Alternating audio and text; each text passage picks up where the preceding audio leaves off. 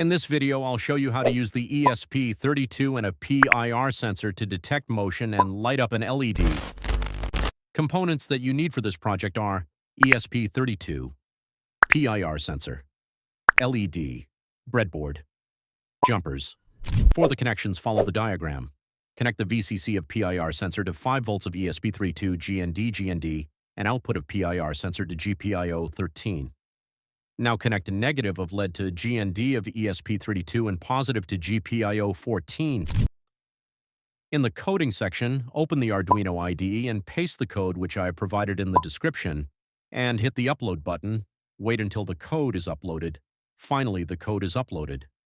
As I move my hand in front of PIR sensor, it senses movement and it turns on the LED.